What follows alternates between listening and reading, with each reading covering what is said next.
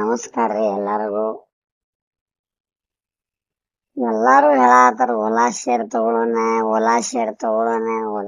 ತಗೊಂಡ್ರೆ ಏನಾಗ್ತೈತಿ ಅಂತ ಹೇಳಿ.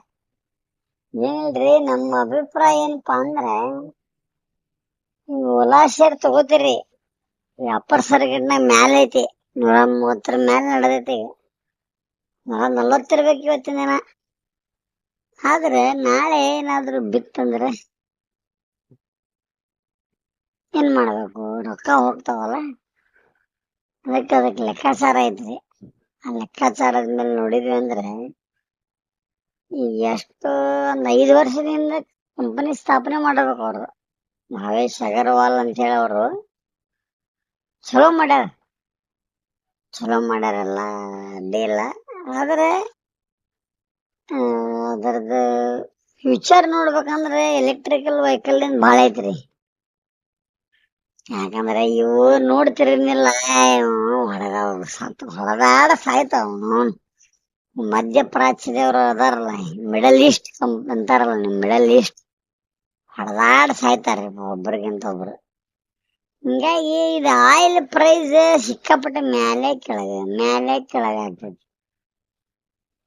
ಮ್ಯಾಲೆ ಕೆಳಗೆ ಆಗೋದಕ್ಕೆ ಏನು ಆಮೇಲೆ ನಾವು ಹೆಂಗ್ರಿ ನಾವು ಸ್ವಂತ ಕಾಲ ಮೇಲೆ ನಿಂದಿರ್ಬೇಕು ಅನ್ನೋ ಆಸೆ ನಮ್ಮ ಪ್ರಧಾನ ಮಂತ್ರಿಗಳಿಗೆ. ಅದಕ್ಕೆ ಇವು ಸ್ವಲ್ಪ ಎಲೆಕ್ಟ್ರಿಕಲ್ ಪವರ್ ಸೆಕ್ಟರ್ಗೆ ಡಿಮಾಂಡ್ ಕೊಡ್ಲಿಕತ್ತಾರ. ಈ ಪವರ್ ಸೆಕ್ಟರ್ ಎಲೆಕ್ಟ್ರಿಕಲ್, ಯಾಕಂದ್ರೆ ನೋಡ್ರಿ ಪವರ್ ಸ್ಟಾಕ್ಸ್ ಎಲ್ಲ ಮಸ್ತ್ ಹೊಂಟಾವ.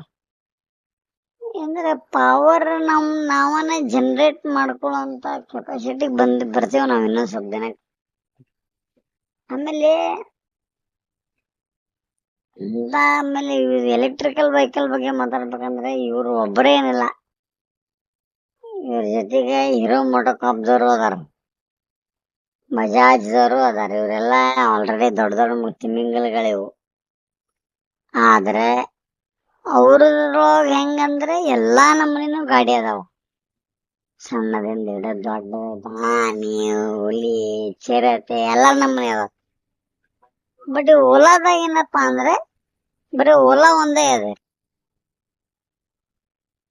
ಅವ್ರು ಇನ್ನೂ ದೊಡ್ಡದ ಪ್ಲಾನ್ ಮಾಡೋದಿದೆ. ಆಮೇಲೆ ಇವ್ರದ್ದು ಇನ್ನೊಂದು ಪ್ಲಾನಿಂಗ್ ಏನಪ್ಪಾ ಅಂದ್ರೆ ಸ್ವಂತ ಗಿಗಾ ಫ್ಯಾಕ್ಟ್ರಿ ಚಾಲೂ ಮಾಡೋದಾರ ಬೆಂಗಳೂರು ಕಡೆ. ಸ್ವಂತ ಬ್ಯಾಟ್ರಿ ಮ್ಯಾನುಫ್ಯಾಕ್ಚರಿಂಗ್ ಕೈ ಹಾಕೋರದಾರ ಇವ್ರು. ಸ್ವಂತ ಮ್ಯಾನುಫ್ಯಾಕ್ಚರಿಂಗ್ ಮಾಡ್ಬಿಟ್ರ ಅಂದ್ರೆ ಇವ್ರಿಗೆ ಇನ್ನೂ ಚೀಪ್ ಆಗ್ತದೆ ಕಂಪೇರ್ ಮಾಡಿದಾರೆ. ಇವ್ರ ಕಾಂಪಿಟೇಟರ್ಸ್ಗೆ ಇನ್ನೂ ಹೊಡಿಬಹುದು. ಆಮೇಲೆ ಏತರ ಒಬ್ಬ ಅದಾನ್ರಿ, ಇವ್ರು ಫುಲ್ ಕ್ಲೋಸ್ ಕಾಂಪಿಟೇಟರ್. ಆಮೇಲೆ ಇವ್ರೇ ಮಾಡ್ರ ಮುಂದಿನ ಫ್ಯೂಚರ್ ನೋಡಿ ಸಿಕ್ಕಾಪಟ್ಟೆ ಸಾಲ ಮಾಡ್ಯಾರ.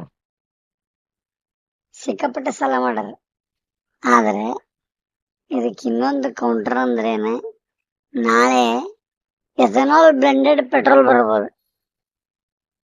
ಎಥನಾಲ್ ಬ್ಲೆಂಡೆಡ್ ಪೆಟ್ರೋಲ್ ಬಂತಪ್ಪ ಅಂದ್ರೆ ಅವಾಗ ನಿಮ್ ಬ್ಯಾಟ್ರಿ ಒಳಗೆ ಇನ್ನೂವರೆಗೂ ಅಷ್ಟ ಆಧುನಿಕತೆ ಕಂಡಿಲ್ಲ ಇನ್ನು. ಯಾಕಂದ್ರೆ ನೋಡ್ತಿರಲ್ಲ ನೀವು, ಓಲಾ ಗಾಡಿ ಡಬ್ ಬಂದು ಬೆಂಕಿ ಹತ್ತಿದು. ಯಾಕಂದ್ರೆ ಯಾರು ರಿಸ್ಕ್ ತಗೊಳಕ್ ಹೋಗಂಗಿಲ್ಲ ಲೈಫ್ನಾಗ. ಅದೊಂದು ನಾವು ಕನ್ಸಿಡರ್ ಮಾಡ್ಬೇಕು. ಆಮೇಲೆ ನೆಕ್ಸ್ಟ್ ಸಾಲ, ಅದು ಫ್ಯೂಚರ್ ನೋಡಿ ಸಿಕ್ಕಾಪಟ್ಟೆ ಸಾಲ ಮಾಡ್ಯಾರ. ಆ ಸಾಲವನ್ನು ಹೆಂಗ್ ತೀರಿಸ್ತಾರ ಅನ್ನೋದು ದೊಡ್ಡದೊಂದು ಚಾಲೆಂಜ್ ಇರ್ತೈತಿ ಓಲಾ ಕಂಪ್ನಿಗೆ. ಬಟ್ ಏನ್ರಿ, ಸ್ಮಾಲ್ ಕ್ಯಾಪ್ ಅನ್ಕಿಂತಾನು ಇವ್ರದ್ದೇನಾಗ್ತೈತಿ, ಸಿಂಗಲ್ ಸೋರ್ಸ್ ಇರ್ತೈತಲ್ಲ, ಸಿಂಗಲ್ ಗೋಲ್ ಓರಿಯೆಂಟೆಡ್ ಇರ್ತೈತಿ ಎಲೆಕ್ಟ್ರಿಕಲ್ ವೆಹಿಕಲ್ ಅಂತ ಹೇಳಿ. ಸೊ ಅವ್ರಿಗೆ ಇನಿಷಿಯಲಿ ಚಾಲೆಂಜಸ್ ಇರಂಗಿಲ್ಲ. ಬಟ್ ಚಲೋ ಕಂಪ್ನೀಸ್ ಇನ್ವೆಸ್ಟ್ ಮಾಡ್ಯಾರ ಇವ್ರ ಮೇಲೆ. ಸಾಫ್ಟ್ ಬ್ಯಾಂಕ್ ಮಾಡ್ಯಾರ. ಆಮೇಲೆ ಇವರು ಸಹಿತ ಯುರೋಪಿಯನ್ ಕಂಪ್ನಿ ಒಂದು ಖರೀದಿ ಮಾಡ್ಯಾರ ಎಲೆಕ್ಟ್ರಿಕಲ್ ವೆಹಿಕಲ್ ನಿಂದ. ಟೆಕ್ನಾಲಜಿ ಎಲ್ಲ ತಿಳ್ಕೊಳಿಕ್ಕೆ ಏನ್ ಮಾಡ್ಬೋದು ಅಂತ ಹೇಳಿ ಅದನ್ನು ತಗೊಂಡಾರ. ಆಮೇಲೆ ಇವರು ನಮ್ಮ ಟಾಟಾ ಕಂಪ್ನಿನೂ ಇನ್ವೆಸ್ಟ್ ಮಾಡಿದ್ದೈತ್ರಿ ಇದ್ರ ಮೇಲೆ. ಹಿಂಗಾಗಿ ದೊಡ್ಡ ಮಂದಿ ಇನ್ವೆಸ್ಟ್ ಮಾಡ್ರ ಅಂದ್ಮೇಲೆ ಅದ್ರೊಳಗ ನಾವು ಅಷ್ಟು ತಲೆ ಕೆಡಿಸ್ಕೊಳ್ಳೋ ಜरूरत ಇರಂಗಿಲ್ಲ. ಆದ್ರೆ ನಮ್ ಟೆಕ್ನಿಕಲ್ ಅನಾಲಿಸಿಸ್ ಪ್ರಕಾರ ನಾವು ನೋಡ್ಬೇಕಂದ್ರೆ ಸ್ವಲ್ಪ ಕೆಳಗ್ ಬರ್ಲಿ, ಯಾಕಂದ್ರೆ 100% ಮ್ಯಾಲ ಹೋದಾಗ ಸ್ವಲ್ಪ ರೊಕ್ಕ ಹಾಕೋದು ಚಲೋ ಅನ್ಸಂಗಿಲ್ಲ. ಬಟ್ 100 ಕೆಳಗೆ ಚಲೋ ಅಪಾರ್ಚುನಿಟಿ ರೀ ಹಾಕ್ಲಿಕ್ಕೆ. ಯಾಕಂದ್ರೆ ಅವ್ರ ವ್ಯೂಸ್, ಅವ್ರ ಇಂಟರ್ವ್ಯೂ ಎಲ್ಲ ನೋಡಿದ್ರೆ ನಮಗ್ ತಿಳಿದೈತಿ ಅವ್ರೇನೋ ಕಷ್ಟಪಡ್ಲಿಕ್ಕತ್ತಾರ, ಏನೋ ಸಾಧನೆ ಮಾಡ್ಲಿಕ್ಕೆ ಅದ್ರ ಯೋಚನೆ ಮಾಡ್ಲಿಕ್ಕತ್ತಾರ. ಆ ಪೊಟೆನ್ಶಿಯಲಿಟಿ ಕಾಣ್ತೈತಿ. ಹಂಗಾಗಿ ಓಲಾದಾಗ ಹಾಕ್ರಿ. ಬಟ್ ಟೆಕ್ನಿಕಲ್ ಅನಾಲಿಸಿಸ್ ಪ್ರಕಾರ ಹೇಳ್ಬೇಕಂದ್ರೆ 130, 140 ಸ್ವಲ್ಪ ಜಾಸ್ತಿ ಅನಿಸ್ತದ.